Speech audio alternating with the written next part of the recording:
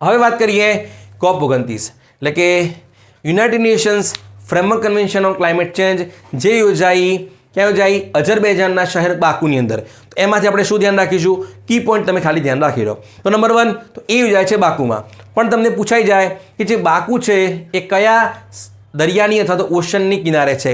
તો એ છે કાસ્પિયન સાગર. કેમ કહું છું? કેમ કે હમણાં જ એક રિપોર્ટ આવ્યો છે ઇરાનિયન ગવર્મેન્ટનું, એવું કહી રહ્યા છે કે આવનારા 20 વર્ષની અંદર બાકુ એટલે કાસ્પિયન સીનું જે પાણી છે એ ચોથા ભાગનું શું થઈ જશે?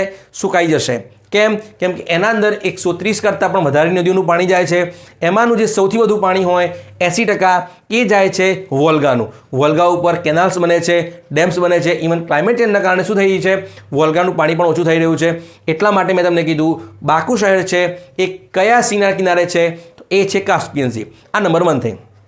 ચલો બીજા નંબરમાં છે કે આ એડિશન યોજાયું એ દરમિયાન કોઈ દેશ ખરો કે જેને ઇનિશિયેટિવ કંઈ કરી હોય?